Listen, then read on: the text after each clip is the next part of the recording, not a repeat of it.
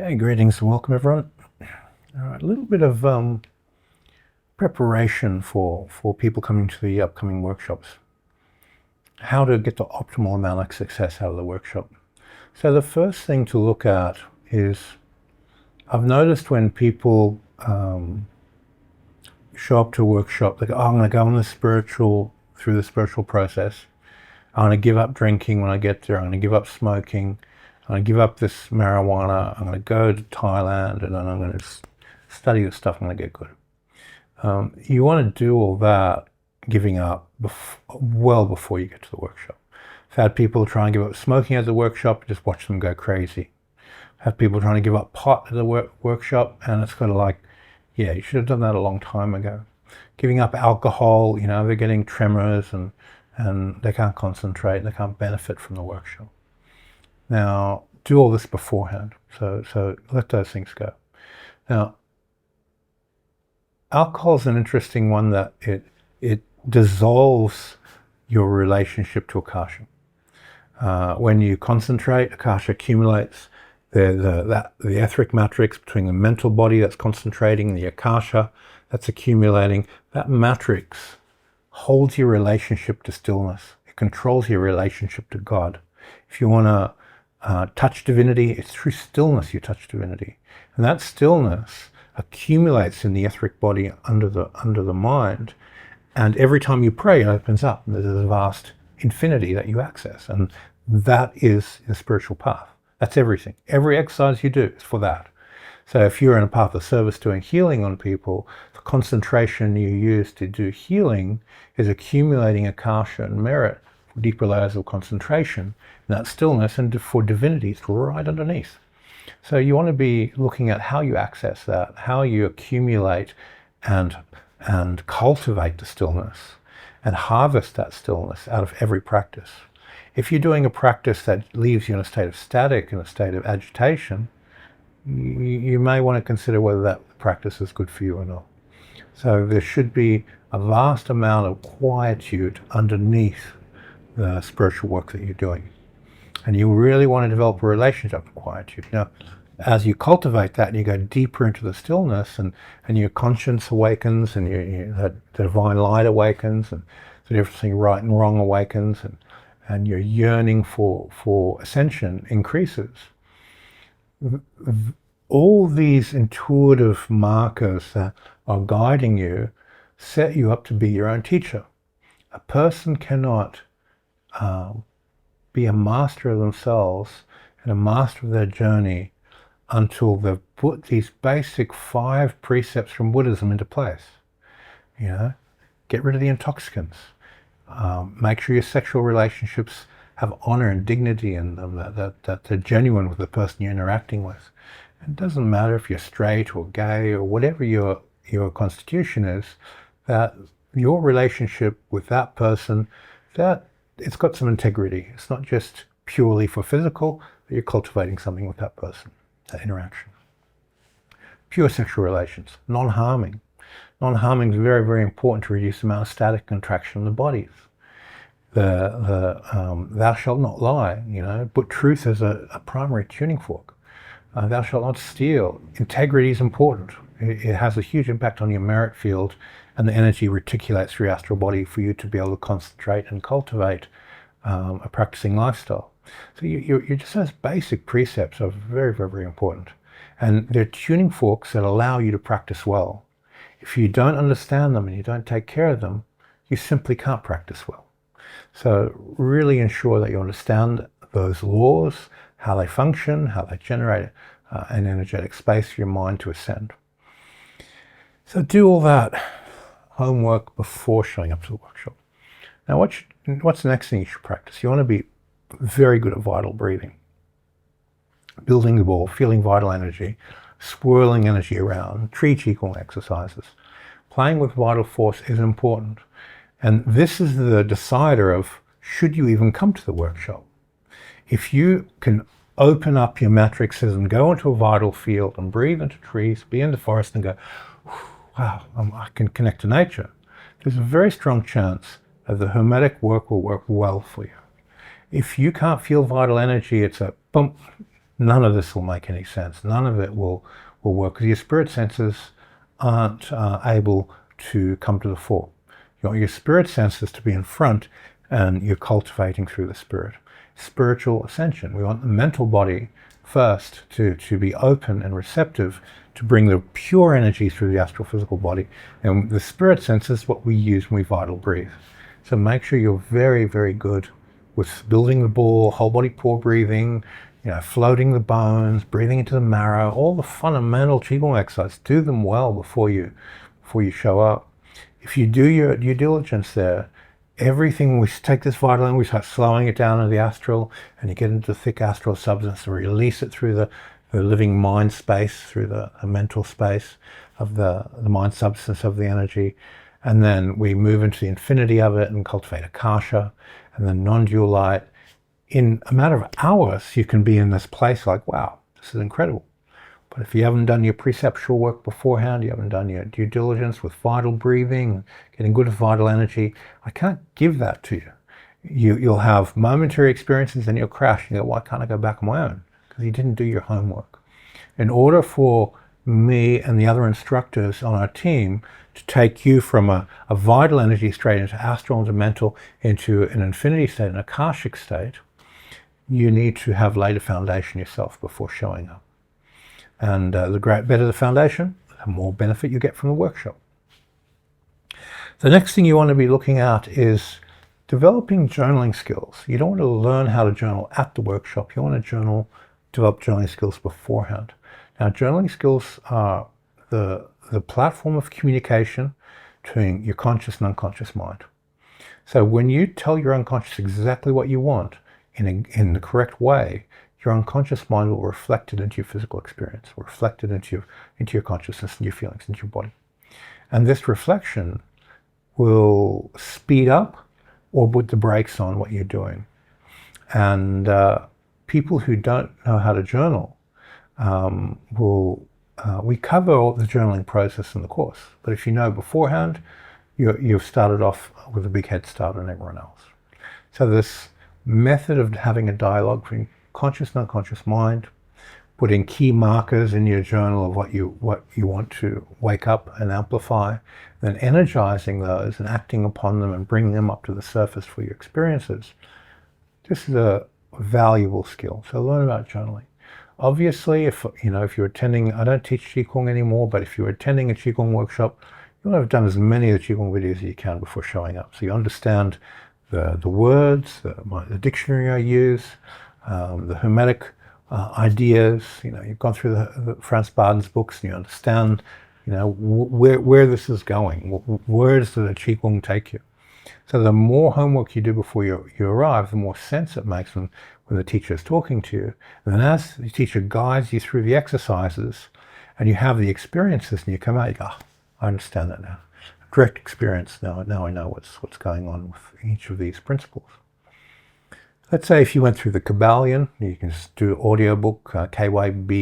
It's an audiobook on YouTube. Let's do it a few dozen times. You might just have it on the background when you're cooking dinner and contemplating it while you're eating and doing other things.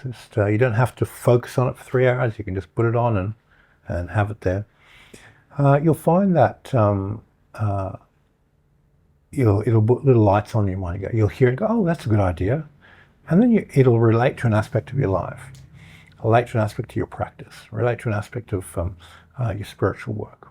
So doing that type of preliminary preparation before showing up to the workshop will choose the rate of growth. No prep, small amount of growth. A lot of prep, high amount of growth in a very short time. Now, most of the workshops I do are now 1 month. I used to do a lot of 10-day workshops because that's just the time people could afford.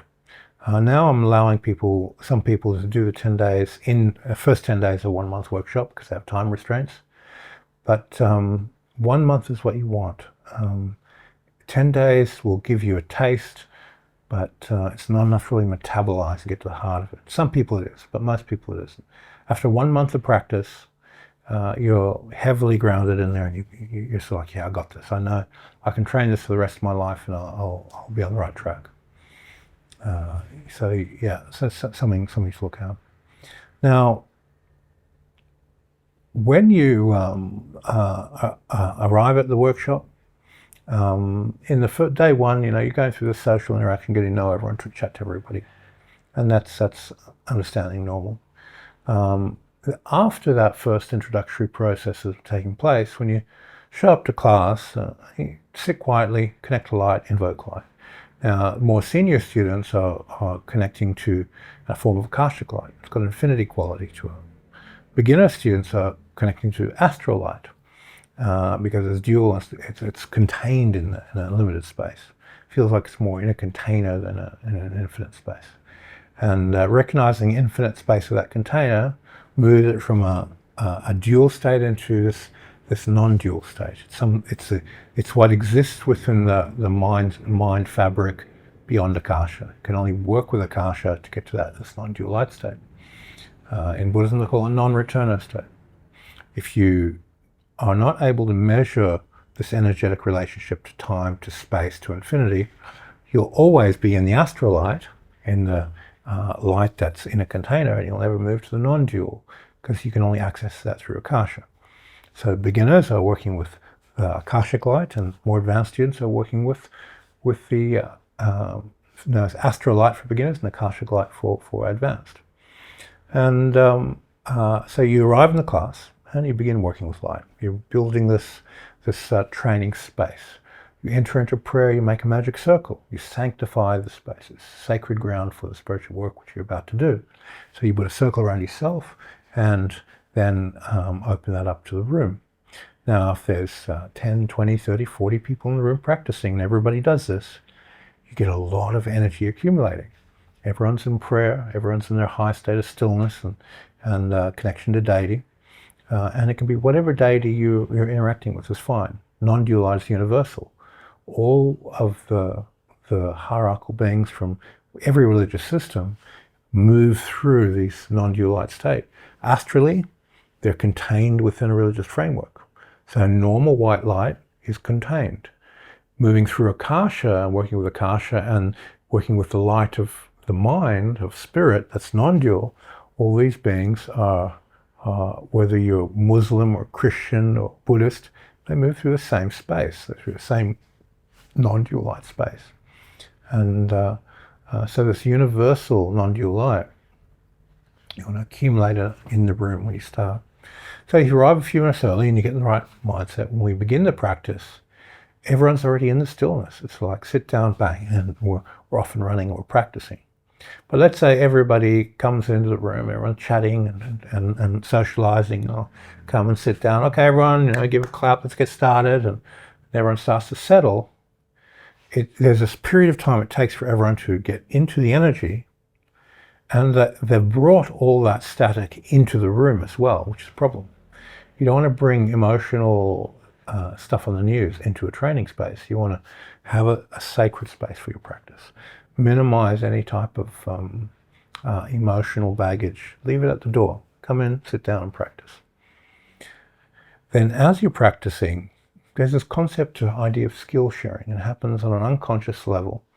And let's say I've got a few students, mostly female students, who are very, very psychic. They're very, very, very clairvoyant. And if you're sitting next to one of them and practicing, you'll feel their clairvoyance, their skill, wave through your spirit, because everybody in the room is filling that room's energy. And it's kind of like, oh, that's the type of clairvoyance to have. Oh, that's so cool. That's a nice state of consciousness to be in. And so everybody who gives themselves to the space is unconsciously skill sharing. Now, when you're sensitive to this, to unpack it a little bit. So let's say one of the female students I'm teaching, and she very clearly sees which deities I'm working with, and she'll go, oh, I saw this deity and that one, and it's like, oh, yep, spot on. By her verbalizing to me what she saw, the way that she saw it loops back and goes, that's how she does it. So when you have a little bit of sharing during the break or after class about experiences, you are unpacking in your unconscious how that person has developed the skill, and then it starts to work through you. And here's an interesting thing. This is the fascinating part. Let's say a person has a hole in the aura. They had a trauma, something happened, a health issue, and that hole in the aura creates a psychic stream for information to flow through.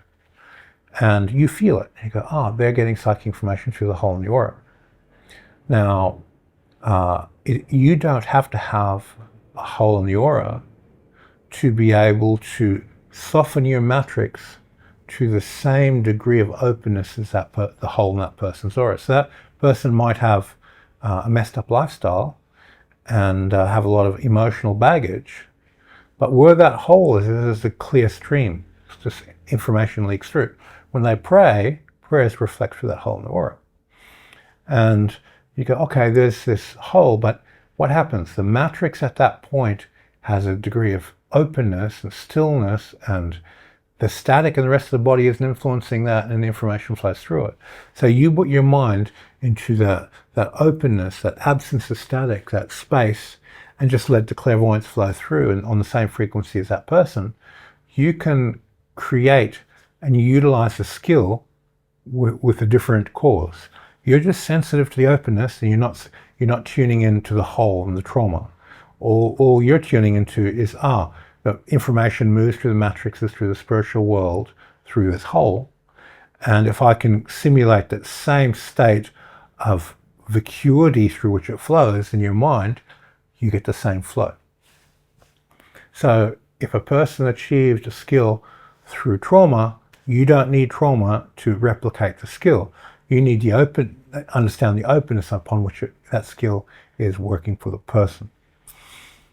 Okay, so you've stepped into the class, you've started the white light practices, you're in a state of stillness and prayer, and you're preparing your space and giving your best to the room and the group that's going to be working in there.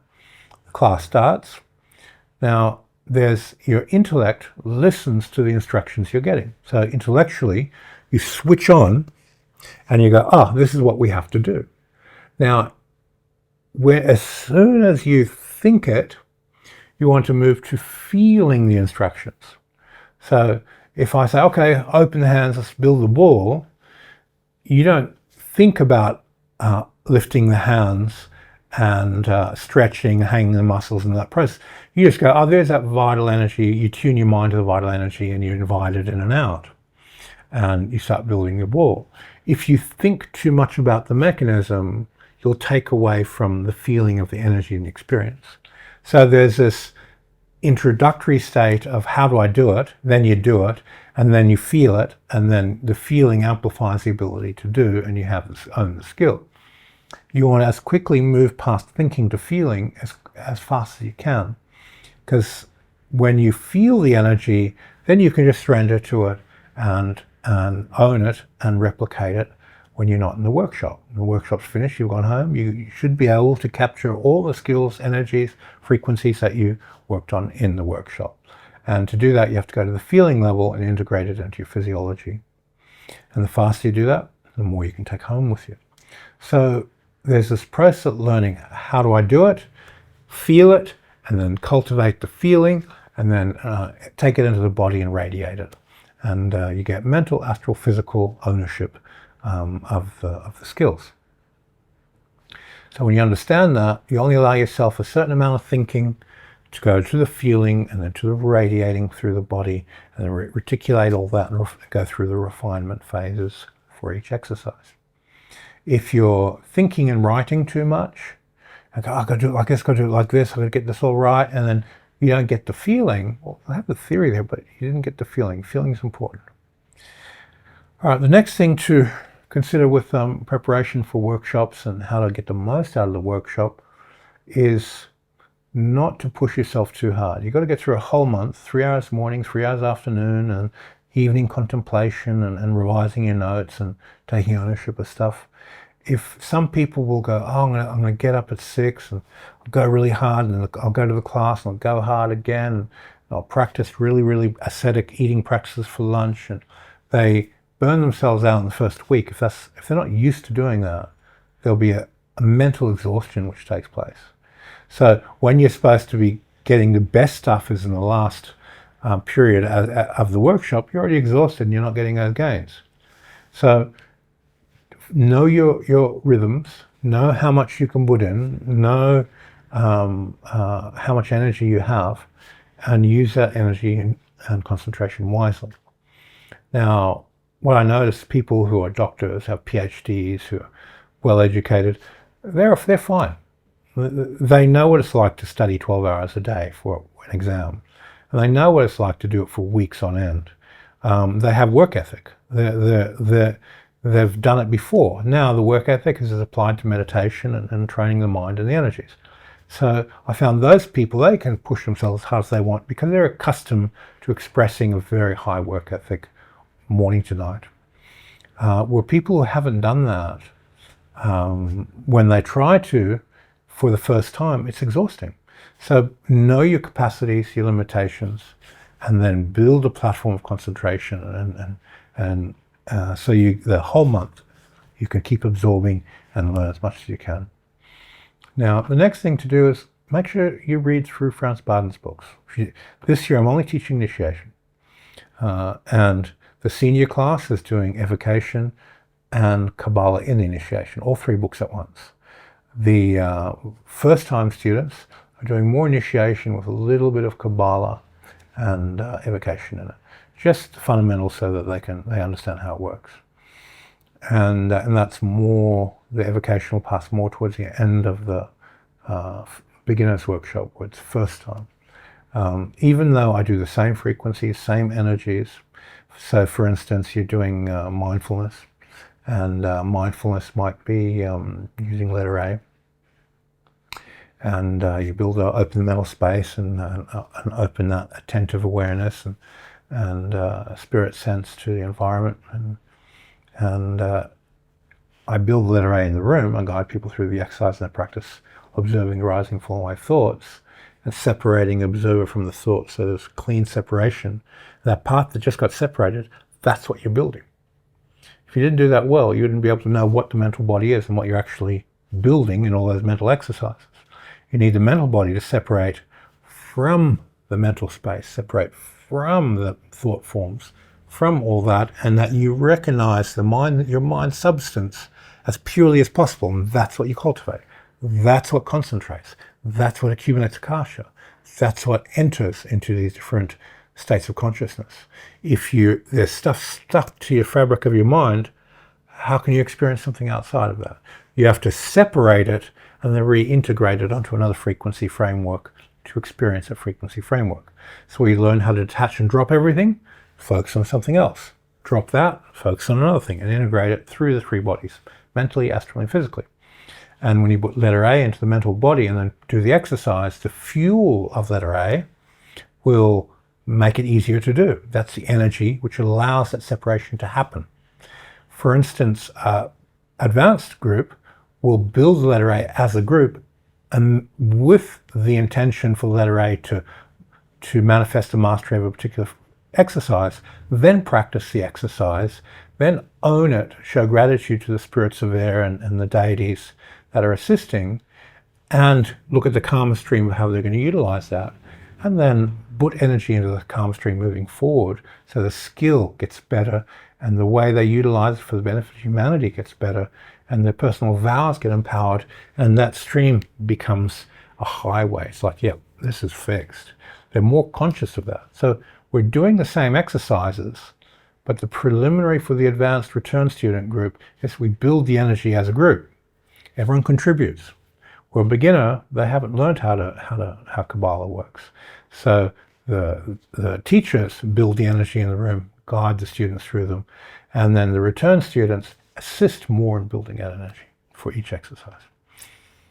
And if you're a return student, Nithaya, 25 Mercury sphere, he's the arch initiator for this year's workshops. So start working with him and developing a relationship with that spiritual intelligence. So those who've done the evocation courses, that's the individual in charge of this series of trainings. So all 4 workshops that I'm teaching this year will be through that spiritual intelligence. If you have a relationship with that spiritual intelligence beforehand, then it'll be much easier. You'll just, there's resonance, that's the exercise, that's the frequency. And each initiator teaches a different initiation. So if we work with a different initiator next year, you go, oh, that feels different. It's not the same thing, because they all are individual intelligences that move and teach in a certain style, a certain way. And the more specialized the initiator is, the more the energies are for specialty. The more universal initiator is, the more applicable it is to everything. And 25 degrees Mercury is a very, very universal initiator. This will be a very fun year this year, working with him.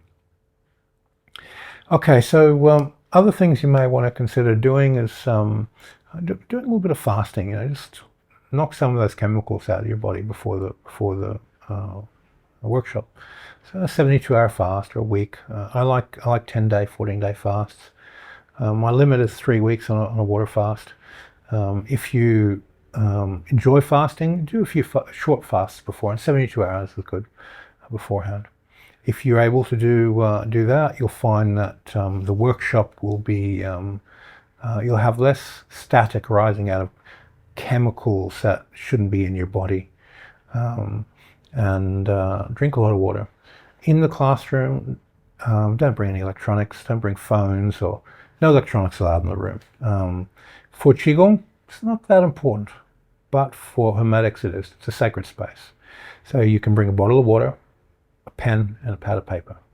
If you need to bring an electronic device, like your phone, to come to the training hall, to go there if you're with a bag, leave it outside the room. There'll be a corner somewhere you can drop all that stuff, power it down, switch it off. We don't want all these microphones listening to everything we're doing. It's too invasive. So no electronic devices in the room at all. So please don't bother bringing it. Once you know where the location is, just leave it in your hotel room. You really don't need it. The training manual that you use, the journal that you use, with journaling, there's a journal that has principles transferred into it. You learn energetic universal principles and you write those principles. That's your teaching manual. That's what we share with people. There's a journal which you write down the actual exercises. I like to have a pad like this, and I write down the exercises. Here I write down my experiences.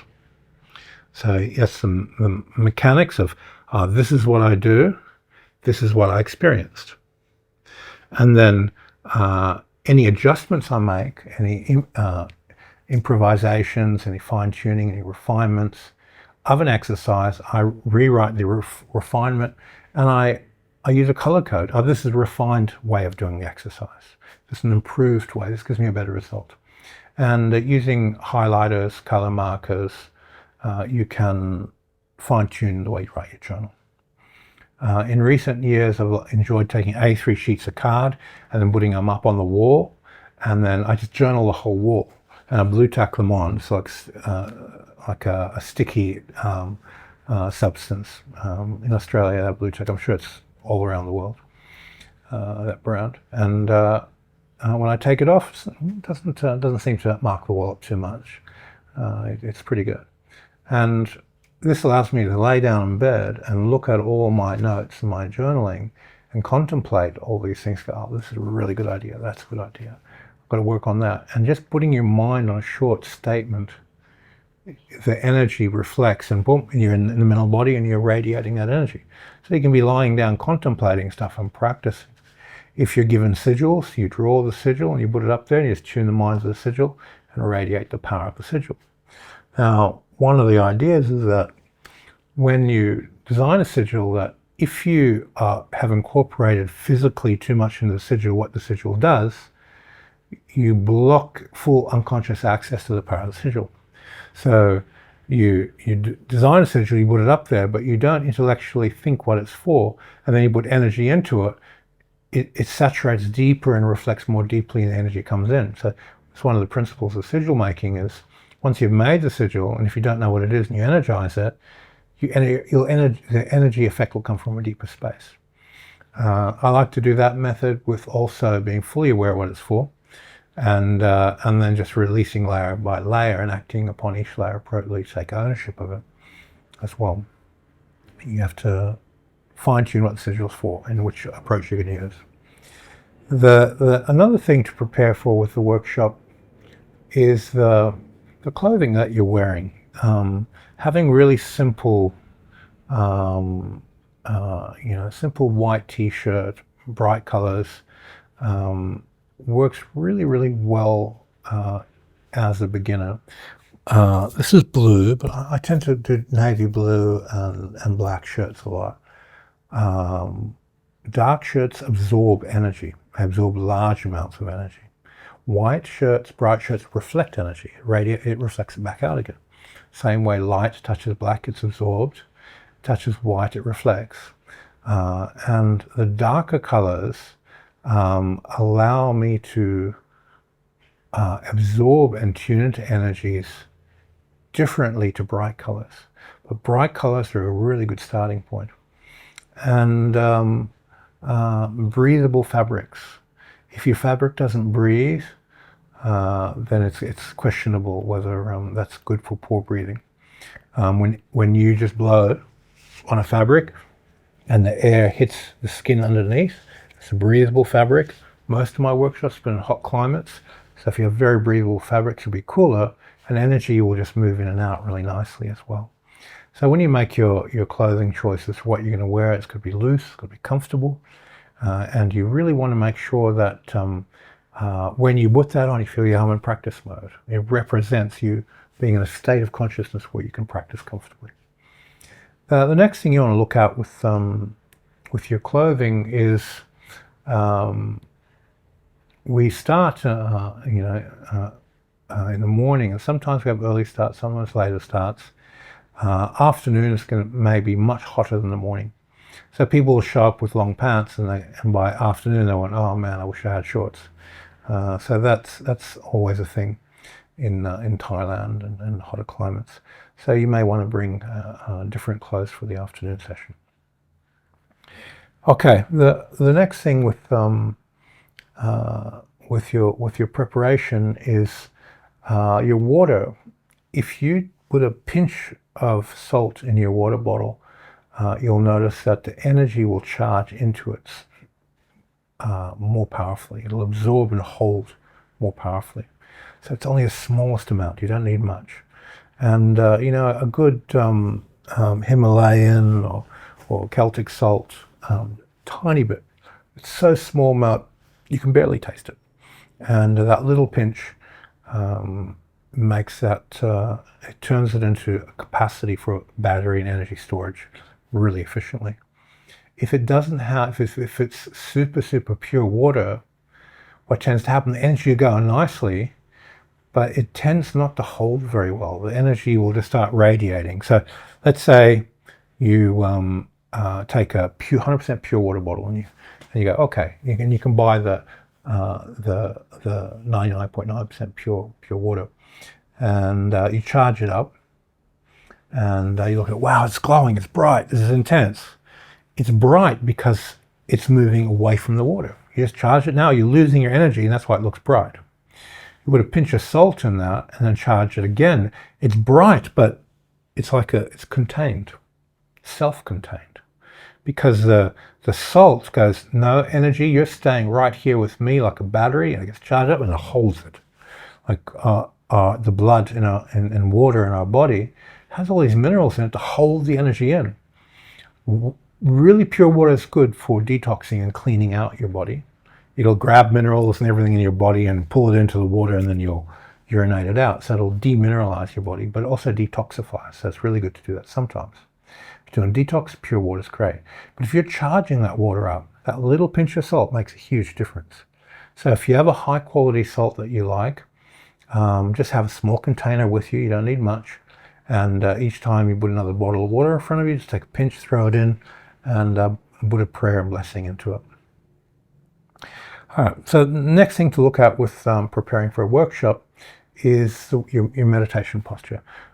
We use stackable chairs, stackable stools. Sometimes they're plastic, sometimes they're wood, sometimes backrest, sometimes not backrest. And you want to be comfortable sitting on a stool without a backrest for your meditation. If you're unable to do that, just let us know and we'll try and buy a stackable chair with a backrest for you. But for efficiency, most of the stackable chairs I have in Japan don't have a back on it. A lot of the chairs that we have been using here in Thailand, some of them are no back, some do. It depends on the venue we're using. And if you have to have a backrest because you have a lower back problem, we may have to buy an extra chair specifically for you. Now, get used to mastering your asana. You can't go into deep states if your body is pulling you out too much. So the meditation posture, master it before you show up. Put a few hundred hours of sitting in that posture and really go, yeah, I own that posture. I'll be able to take in the information and tune my body to that energy in that posture easily. People who have problems with posture and haven't mastered asana, they're sort of aching and their mind is scattered and they can't get the full value out of the workshop. So this will amplify the value. The next thing to look at is your nutrition. If you're attending in Japan, well, the diet's a bit different there. The restaurants are a bit different. If you're used to a very specific type of food for breakfast, lunch, and dinner, make sure you take that into consideration if you're a foodie. If you're okay just having, getting whatever for breakfast and just having a small lunch, then you're fine. But look at if you're fussy with food, that you take care of that. Because I've noticed some people who just don't get the foods they're comfortable with, the sugar levels get messed up and they start getting, their mind starts wandering during the workshop because they're just simply not eating properly. Coming to Thailand, eating Thai food is very different to Western food. It may be different to what you're used to. Japan, most people won't have a problem in Japan because it's pretty universal, Japanese food. Everyone knows it and is comfortable with it and it'll be fine. All right, so we'll leave it there for preparing for the workshop. If you have any questions, just let me know. But I think that sort of covers it. Try and get accommodation as close to the workshop venue as possible. You don't want to be spending too much time traveling in a taxi and whatnot. And if you're going to Kyoto, there's lots of accommodation. If those of you who are training at my place in Japan, it's 6 kilometers from the nearest hotel. So you're going to have to rent a car to get in and out. It's 5 kilometers from the nearest train station, and it's hilly, so it's a pretty heavy walk. So you want to consider that. Renting a motorbike's an option. Renting a car's an option. You may want to look into those options for Japan. Kyoto, cars don't work. It's just parking's really difficult in Kyoto. But my place is a bit rural, so then those people coming there will need to look at that. Okay, thanks for your time, and see you on the next video.